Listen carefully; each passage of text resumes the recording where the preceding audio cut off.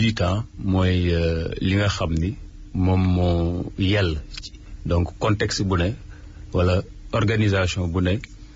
ña fay yëngatu am na nuñ leen di tudde donc bu dee parti politique rek militant la ñuy tudd. kon ay taalibe ne wuñ fa woon. déedéet ay militant ña fa nekkoon. amul benn ku bokk ci daayira Moustarchidine bu teewoon ci boulevard du Général de Gaulle samedi. si am na ñu bokk ci daayira bi ñu fa teew mais ay militant lañ ci parti bi. parti bi daayira bi ko may mbooloo loolu xanaa di nga ko nangu. loolu bokk na ci. waaw Georges Dethié Diop. est-ce que mën nañoo jàpp ne xëy bañ nga ko mais est-ce que mën nañ dissocier ñaar yi nga ne du ay taalibe ñoo fa ne woon te yenn saay waxtaanu parti gi nañ koy waxtaane ci jamono ji nga xamante ne waxtaanu diine moo fa waroon fës. déet c'est-à-dire le président moom mooy tànn moom cadre bi muy waxee parce que ñaari casquette la yor il est à la fois le responsable moral du daïra mais en même temps le président du parti donc moom mooy xool milieu bu ne lan la fa war a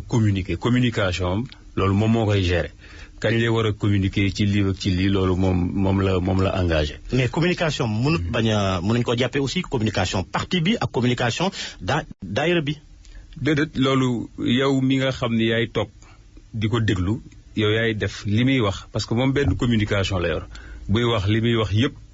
la nga ca mën a séddee politique nga sédd ko ca politique la nga ca mën a séddee wàllu askan wi nga séddee ko ca la nga ca mën a séddee wàllu daayira nga séddee ko. sëñ Moustapha noonu la musa mel discours am dans l'espace politique musul changé lu ci ne benn discours lay wax yow nag yow yaay xool yow miy déglu lu ci ne far nga koy rangé waaw. moom lu tax ginnaaw mooy président parti bi tabbu leen ko candidat da ngeen ni bañ défaite wala. ñu ne sëñ bi am na défaite. xam nga candidat c'est un choix personnel d'abord décision nit ki la donc nit ki mooy bëgg nekk candidat donc fesalu ko wanewul ni bëgg na ko donc bu fekkee nit ki nga xam ni moo jiite parti bi parce que parti Sénégal yëpp noonu la demee ñaare ñi koy jiite ñoom ñooy nekk le candidat mais ci kaw ki ko jiite wane ni moom bëgg na nekk. mais bu ko wanewut yéen ñi nga xamante ne yéen ay militants yi mën ngeen itam proposer ko ndax def ngeen loolu. non d'abord pour man choix boobu moo ëpp solo c'est-à-dire nit ki parce que président responsabilité individuelle la d'abord loo def buñ la def boo nekkee président lu xew ci sa nguur yow yaay le premier responsable donc bala nga ñu la koy proposer d'abord yow na fekk nga pare pour jël charge bi soo paree wane ko bu boobaa bu taseeg ñu proposer la mën na nekk loo xam ni mën na jaar yoon mais bu fekkee nit ki pareegul d'abord pour yanu charge boobu donc nit ñi aussi dañ koy bàyyi ak liberté ba keroog mu pare pour yanu charge boobu. gis nañ ni mbooloo mi bëri na lool keroog ci yéen Dakar Arena bi ngeen doon jàmbat ni dañ ko xañ sax seen mbooloo moom xëy na xaju fa woon waaye mbooloo moomu yàgg na ci yéen législative yi gaa def ngeen résultat waaye yaakaar ngeen ni bu doon mbooloo rek ak daayira bi du ngeen yóotu bu yàgg kilifteefu réew mi ba jot ca bu yàgg. waaw xam nga wax naa la léegi ni la ña fa teewoon am na ci ñu ci bokk daayira mais am na ñu ci bokkul daayira te yaakaar naa ni Sénégalais yi foofu la ñuy juumee te gëm naa ni dinañ juumaat bii pas parce que législative yi wax nga ko ñëpp dañoo jàppoon ni waa pur daayira bi la jeex na tàkkata jàppoon nañ ñi sax voilà boo moytuwul sax benn député duñ ko am ñu bari sa mbokk journalistes yi ñu doon àndal di def campagne loolu la ñu doon wax boo leen laajee yéen est-ce que jàpp ngeen ni pur dina am député dañoo jàppoon ne sax ñun buñ dee am député wala plus fort reste la ñuy jàlle waaye yaakaar naa ni ñoom ñëpp bi résultat yi génnee yéen a ñu tuddee révélation jàpp naa ni élection présidentielle aussi di ngeen amaat lu leen bett. mais côté boobu xëy na du ñëpp ko wax ndax ñiy seetlu yàgg nañuy naan que parti bi day appuyé wu ci organisation wu daayira bi ni ñu nekkee ci biir réew ma. waaw xam nga parti bi daayira bi président sëñ Moustapha Sy c'est le responsable moral du daayira. je veux dire implantation daayira bi ni mu la implanté wu ci biir réew mi. mën na tax ba yéen ngeen am ay résultats yu baax. tout à fait nit ñi mosuñ jàpp ne xëy na donte sax jàppee nañ leen ab révélation mais ñëpp dañ doon naan ne ak daayira bi pur mën naa am ay résultats yu baax. waaw mais jàppuñu woon ni mën na àgg fi mu àgg ci législative yi dañ ci am mbetteel yéen ñi nga xam ni yéenay journalistes yi da ngeen ci am mbetteel gu leen bett parce que say mbokk laa la wax ni ñoom lañ doon àndal ci campagne bi ñooñu doon wax lii ma la wax nii donc li ma la wax diggante boobu nag législative yi ak fii ñu toll doole pure dafa mën nga ko multiplier par 3 parce que ñun ñiy wër parce que yàlla def na ma bokk ci ñi nga xam ne dañuy wër di implanter daayira astaghfirullah parti bi gis nga daayira donc ngi fës. waaw c'est-à-dire li tax ma ni daayira bi mooy le responsable moral nga xam ni mooy jiite daayira bi c'est le président du parti donc double casquette boobu comme yéen da ngeen ciy insister loolu mën na ma induire en erreur ci bu may wax ci parti bi mais li ma bëggoon wax mooy parti bi. même si souvent le lapsus est révélateur. non c'est pas révélateur ici li ma bëggoon wax mooy bu ñuy implanter parti bi xam nga parti bi dafa am structuration la ca njëkk mooy cellule li ci topp mooy section la ca topp mooy fédération man dama ni bokk naa ci commissaire yi nga xam ni ñu ngi doon wër Sénégal di implanter cellules yi donc cellules yooyu tey boo ci demee fu bari foo xam ni mën nga ni sax daayira bi existé wu fa cellules yooyu ña nga fa tey donc liggéey boobu ñuy def ci suuf sans bruit sans tambour ni trompette ragal naa ni di leen bettaat. est-ce que xam ngeen ni itam ni législative ak élection présidentielle moom wuute na. waaw wuute gi élection mën na am xëy na bu dee législative ay nit yu bari la ñuy tabb bu dee présidentielle benn nit la ñuy tabb waaye jàpp naa ni liggéey bi ñu ci war a def sur le terrain mobiliser nit ñi massifier parti bi liggéey wax ak nit ñi ñu jëli seen i carte d'identité pour man même liggéey bi la rek donc liggéey bi ñuy def ci population bi pour wax leen solo élection pour wax leen ñu jëli seen carte d'identité pour ñaax leen ñu organiser wu pour man même liggéey bi la rek même liggéey boobu la ñuy continuer. est-ce que yéen nekku leen di surestimer seeni force ci présidentielle bi li ñëw su ma ko waxee nee nga pur dana bett nit ñi bett boobu ba fan ngeen yaakaar na da ngeen fa egg ndax dégg nañ ñi naan danaa dem deuxième tour wala yéen da ngeen jàpp ne rek xëy na classement bu baax ngeen di am. deuxième tour bu soobee yàlla ñun ñooy dem ak ki fi nekk tey ñun loolu lañ jàpp parce que xam nga lu tax dañ ko teg ci ñaari analyse bu njëkk bi wax naa la ko léegi doole pur fi mu tolloon ci législative bu triplé wul dafa quadruplé. parce que liggéey bu ñu def ci laxas baatin. waaw xam nga ñun ay jullit lañ ay way gëm lañ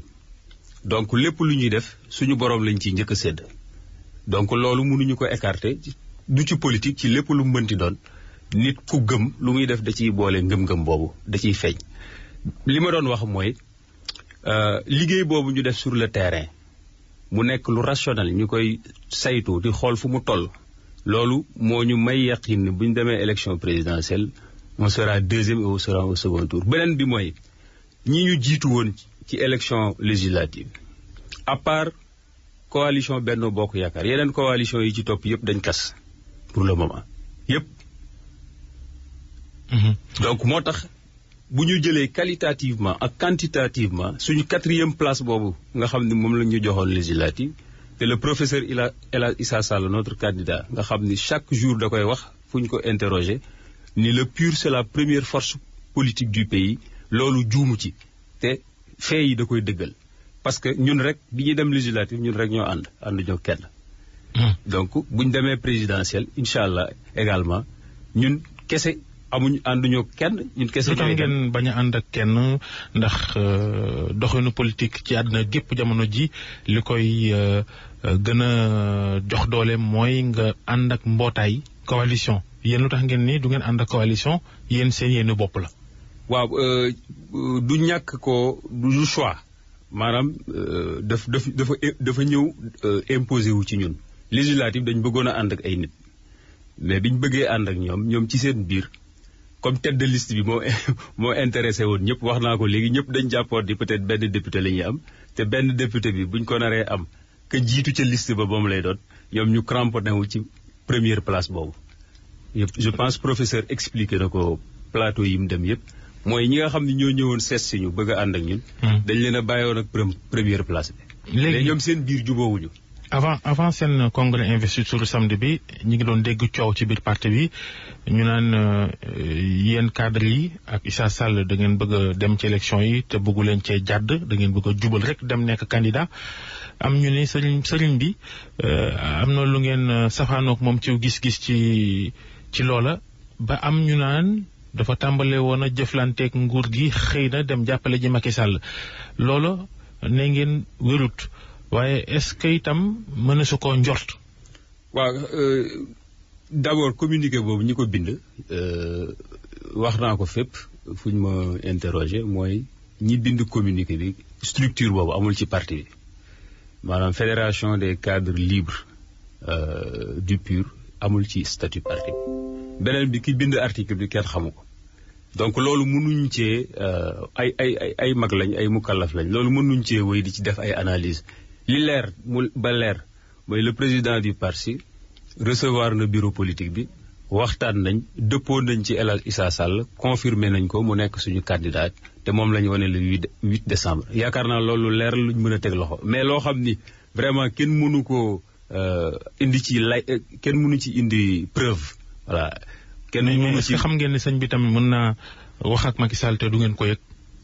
waaw wax ak Macky Sall loolu yaakaar naa fu mu toog da koy wax Macky Sall bi ngi yónnee ci moom loolu du je pense yéen ñuy suivre fu mu toog yéen ñuy suivre ay waxtaanam fu mu toog Macky Sall ñi muy yónni ci ñoom dina wax lañ leen yónni dina wax ñan la donc du kuy nëbbatu li muy def en public ak en privé lépp dañuy fàng loo xam ni nekkul loo xam ni da koy nëbb mel ni dafa am lu muy doxal. mais kon lan moo waral à 24 heures seulement d'un congrès d'investiture ñu toxal ko. waaw loolu li ko waral ledd la xam nga président bi. maanaam li Georges wax pour ñu leeral ko mooy seen congrès keroog bi bu yàgg la woon am waaye da ngeen ko reporté woon fomm ko kon loolu day xëy na dëggal jafe-jafe gis-gis bi amoon ci biir ci yéen. déedéet maanaam le premier dañ jàppoon congrès bi le 1er décembre biñ ko jàppee comme toujours activités yi ñuy def bureau politique gi suñu paree la ñu tënk dañ koy yónnee le président biñ koy yónnee le président maanaam jotom xawma peut-être jotam wala nekku fi woon parce que li muy toog Sénégal bariwul tontuwuñu à temps mais bi mu yëgee lettre bi rek parce que buñ ko joxaan lettre dañuy tontu mais bi mu ko jotee rek la yónnee ci ñun ni ñu 1er décembre bi ngeen jàpp congrès bi de bu ma sañoon ngeen toxal ko bi ñu nangoo loolu ñun bureau politique ñu daje waxtaan ji ni nañ ko toxal bañ ko toxalee la ñu woo waxtaan ñu toog ak moom mu ni ñu kat li taxoon ma ni leen ngeen àndal congrès bi lii ak lii moo tax te yaakaar naa ni lan la leen wax lu mu leen wax ni maanaam lim ñu waxoon ñaari argument la yoo xam ni képp ku sa xel màcc war nga ko mën a nangu mooy bi ci njëkk mooy jour boobu dafa bari woon congrès yu am ba pare surtout c'est le congrès de notre principal challenger voilà notre principal challenger muy Macky Sall ci la doon def congrès mu ni kon dañ ko toxal bàyyi ba boobu jàll beneen bi mooy dafa bëggoon parce que ñun barab bi ñu njëkkoon a jàpp pour def fa congrès bi c'est sur la VDN benn salle boo xam ni presque c'est 500 places parce que dañu bëggoon mu nekk loo xam ni peut-être c'est un peu sobre bañ a nekk lu xaw a yaatu trop mais mënuñu PUR fi mu toll ak dooleem buy def day def lu tolloog jëmmam lu tolloog dayoom kon toxal leen date bi cette place boo xam ni dina méngoog suñu dayo ñu def fa ñu def congrès bi loolu moo waral ñu toxal ko mais du leneen mais le bureau politique avec à sa tête le professeur le candidat El Hadj Issa Sall. mais est-ce que loolu wonewul ni aussi quelque part am na ay jafe-jafe ci wàllu communication ci diggante ñi nga xamante ne ñoo jiite parti bi ndax donte sax nee nga moom moo ñaanoon ñu reporter congrès bi mais c'est que li ci doy waar moo di yàgg ngeen bind lettre ba la veille professeur Issa Sall joxe na interview ci journaux yi naan ëllëg la. non booy li ma la wax dama ne la bi mu bindee lettre ñun bi ñu defee réunion ba jàpp ni le premier la. comme d'habitude toujours c'est comme ça. mais jógu leen jóg rek jàpp le premier la jógu leen vendredi jàpp ko yàgg ngeen koo jàpp. bien sûr waaye ba ca veille ga professeur Issa Sall mu ngi doon jàpp ne suba lay defi congrès ba. waaw dama ni moom dégluwoo sama raisonnement dama ni la saa bu ñu defee réunion ba tënk li ñuy tënk. dañ koy yónnee le président mu joxe ci xalaat. yéen dafa mel ni da ngeen bokk ci parti waaye amu leen baat lu seen njiit wax rek moom ngeen di def. non maanaam diggante taalibe ak sëriñ daal. déedéet maanaam parti bi dafa am nu mu tëddee xam nga parti booy créer parti da ngay bind ay textes lu ñuy tudde statut nga yóbbu ko ministère de l'intérieur ñu jox la récépissé autorisation statut parti bi moo jox dayo boobu le président du parti donc du question ay sëriñ ak statut parti bi moo jox dayo boobu le président du parti te loolu. même boobu bureau politique bi dajee jàpp dara jëm yóbbu ko moom li mu ca jàpp mooy mujjee am. déedéet. loolu koy toog di def li mu leen di wax kay moo ko gën. déedéet da ngay déglu soo dégloo rek dinaa la leeral amul parti bu am Sénégal muy PDSO muy PS te le secrétaire général le chef de parti amul fa voix prépondérante amul ça n'existe pas donc loolu moo am suñu parti le président du parti a une voix prépondérante sur certaines décisions donc moo tax suñu tënkee li ñuy tënk ci réunion dañ ko koy yónnee mu wax ca la mu war a wax décision yam ca war a jël mu jël ko ñun ñu wéyal loolu donc loolu ay texte démocratiquement te dama koy faral di wax nit ñi dañuy fàtte ni te je pense loolu war ngeen ko gëstu mooy le président du parti ak statut yi congrès moo leen fal moom le président congrès aussi moo adopté texte yooyu texte yi nga xam ne ci la ñuy wéyal parti bi donc texte yooyu moo may président mu am doole boobu ci parti bi bu fekkee ni xalaat dañ ko bëgg a soppi congrès rek moo ko mën a defaat donc moo tax lu ñu tënk bureau politique dañ koy yóbbu ci président lim ci validé mu validé ko li mu xalaat ni war nañ ko soppi ñu soppi ko ñu doxal loolu statut yi moo ko may. waaye parti bi daal moom mën nañoo xam fu mu jëmee Sénégal bu jotoon ci réew mi seen programme boo ko doon tënk ci ñaari baat lu mu doon. suñu programme bu njëkk bi dafa am gis-gis bu ko yanu gis-gis bi ko yanu mooy lan dañu jàpp ni ñun nit mooy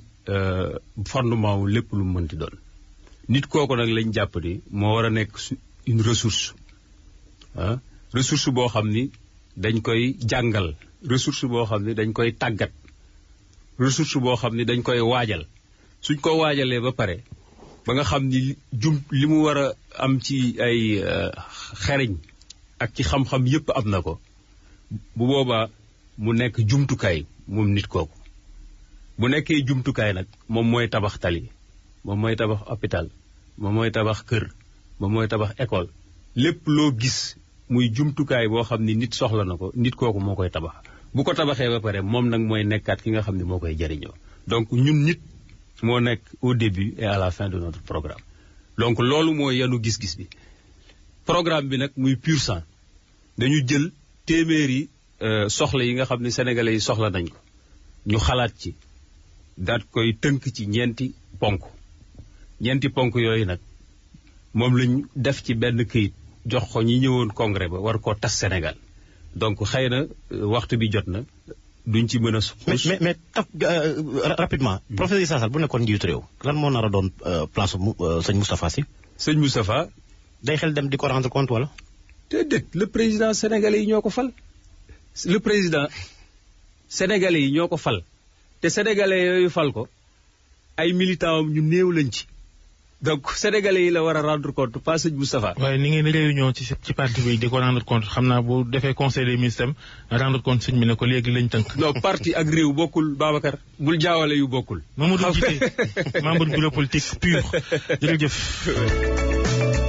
Vous avez besoin de caution sur des marchés publics ou privés?